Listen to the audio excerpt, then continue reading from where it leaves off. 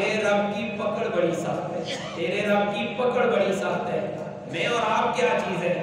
وہ فرعون اور جس کے پاس مال و دولت بھی سب سے زیادہ، وہ فرعون جو اپنے مال پہ گھمنڈ کرتا تھا، وہ فرعون جو اپنی آل اولاد پہ گھمنڈ کرتا تھا، وہ فرعون جس کو اپنی سلطنت اور اپنی رعایا پہ بھی گھمنڈ تھا، اللہ فرماتے ہیں جب اس کو پکڑا تو چھڑانے والا کوئی نہ تھا۔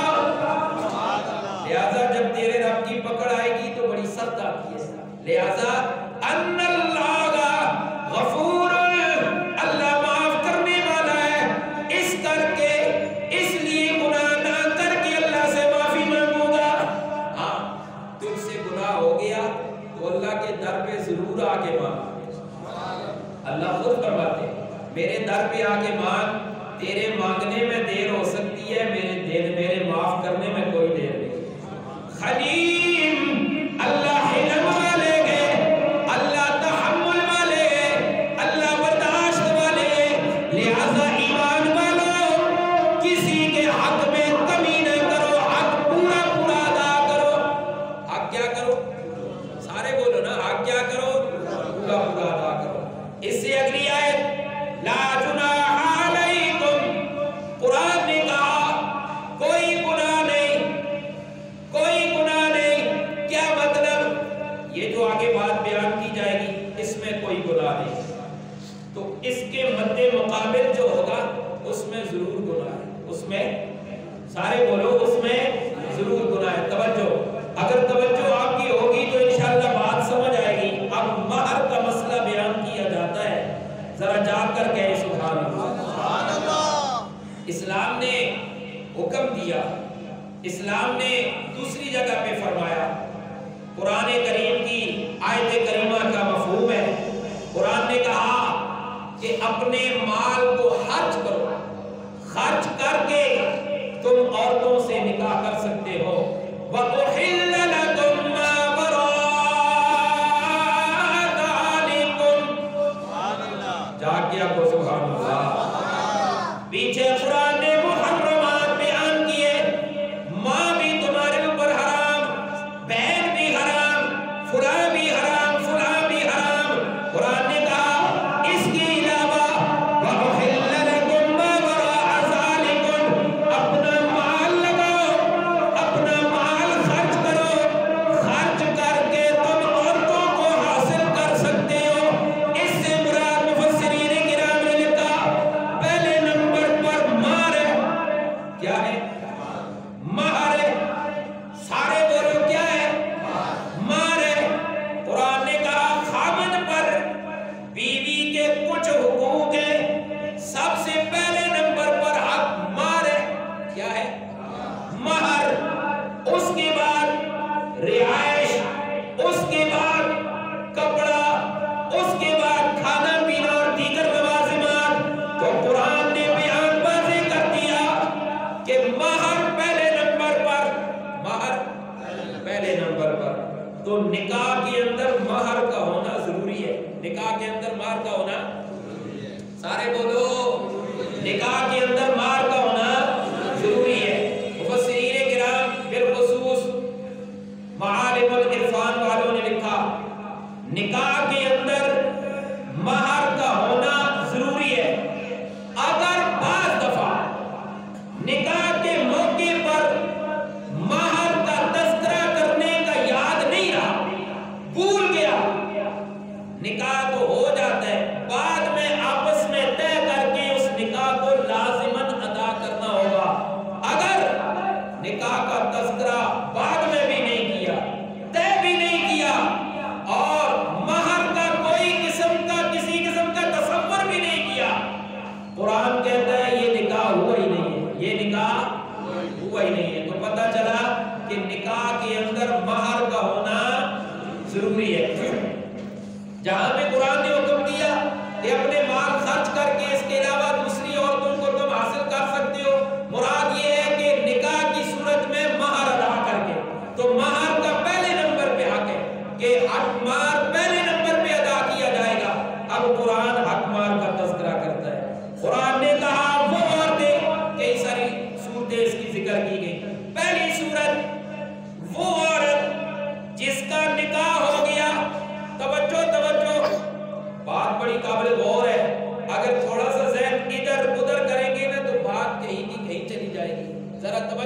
ساتھ جا کر گئے. سبحان اللہ. قرآن نے کہا عورت کا خاوند اور بیوی دونوں کا نکاح ہوا. نکاح کے اندر مہر کا تذکرہ بھی نہیں ہوا. مہر کا تذکرہ بھی نہیں ہوا. اور ساتھ ہی فرمایا نکاح ہونے کے بعد خاوند فوت ہو گیا. نہیں, نکاح ہونے کے بعد خاوند نے طلاق دے دی. نکاح کے بعد طلاق دے دی. اب طلاق تو دے دی ہے, رخصتی نہیں ہوئی اور خلوت صحیحہ بھی نہیں ہوئی, جسے قرآن نے کہا ما لم تمسوہن, تم نے ان عورتوں کو ہاتھ بھی نہیں لگایا. اب توجہ, لا جناح علیکم ان طلقتم النساء, تم نے نکاح کیا ما لم تمسوہن, ہاتھ نہیں لگایا, او تفرضوا لہن فریضہ, مہر بھی مقرر نہیں کیا, مہر بھی مقرر نہیں کیا, لیکن نکاح کے بعد طلاق دے دی. تو اب لا جناح علیکم, تمہارے اوپر کوئی چیز نہیں ہے, یعنی کہ کوئی گناہ نہیں ہے. یا اللہ, نکاح ہوا ہے, نکاح کے بعد نکاح میں مہر کا تذکرہ کوئی نہیں کیا گیا, یعنی مقرر نہیں کیا گیا. ظاہر ہے نکاح کر دیا, مہر کا تذکرہ نہیں کیا, اور رخصتی سے یا چھونے سے پہلے پہلے مہر کی نوبت ہی نہیں آئی. اب طلاق ہو گئی ہے. قرآن نے کہا اب یہ جو طلاق دی اس کا کیا بنے گا, اس کا کیا حکم ہے. رخصتی سے پہلے پہلے طلاق ہو گئی تو اس کا کیا حکم ہے. قرآن نے وہ حکم ہر ایک کی گنجائش کے مطابق بیان کیا, ذوق ہو تو اسے بیان کیا جائے. وَمَتِّعُوهُنَّ, نفع دو ان عورتوں کو. وَمَتِّعُوهُنَّ, اور نفع پہنچاؤ ان عورتوں کو جن کے ساتھ تمہارا نکاح ہوا تھا, تم نے طلاق دے دی ہے. آج کل طلاق دے چھوڑنے اور طلاق دینے تو بعد دشمنیاں اتنی زیادہ کہ قتل و غارت نے تیار ہو رہنے ہیں. یہی گل ہے میری. اللہ عمل دی توفیق عطا فرمائے. ذرا جاگ گیا کو سبحان اللہ. قرآن نے کہا طلاق دے دی. وَمَتِّعُوهُنَّ, ان کو ان کا نفع پہنچاؤ. یا اللہ کتنا کتنا, کون کتنا پہنچائے. اب مہر تو مقرر ہوا ہی نہیں تھا, مہر تو مقرر ہوا ہی نہیں تھا. عَلَى الْمُوسِعِ قَدَرُهُ, گنجائش والوں پر ان کے اندازے کے مطابق, گنجائش والوں پر ان کے اندازے کے مطابق. مفسرین کرام نے لکھا کم از کم ایک جوڑا کپڑوں کا.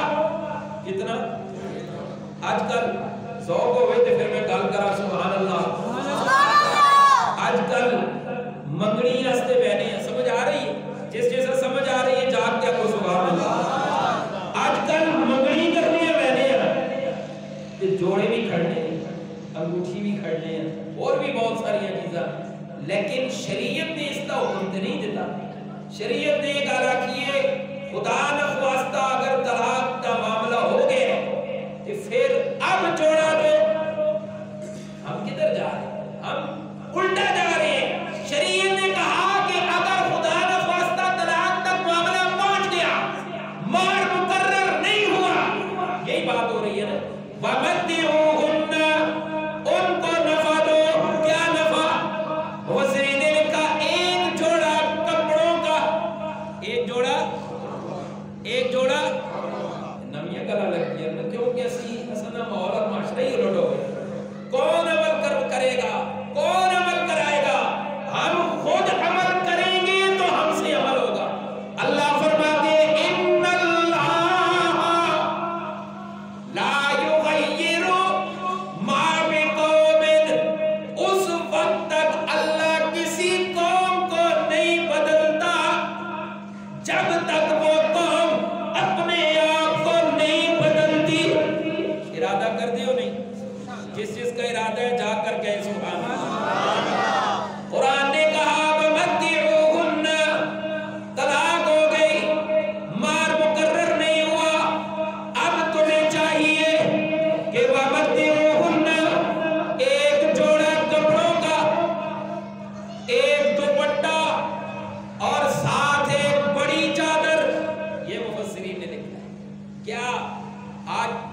اپنے دل پہ ہاتھ رکھیں، آپ اپنے دل پہ ہاتھ رکھیں، اپنے ضمیر کو ذرا دیکھیں، کیا ہمارے یہاں ایسا ہوتا ہے کوئی طلاق تو دور کی بات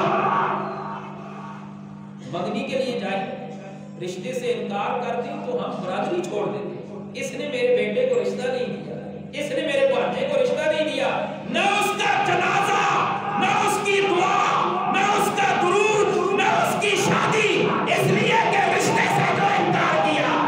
وہ رشتے تو ساتھ میں مقرر کرنے ہیں، سارے بولو رشتے مقرر کون کرتا ہے؟ زور سے اللہ۔ پھر تقدیر تے گلہ نہیں ہونا چاہیے، تقدیر تے گلہ نہیں۔ آج ہمارا معاشرہ کدھر جا رہا ہے؟ قرآن نے کہا جوڑا دے دو، کون سا؟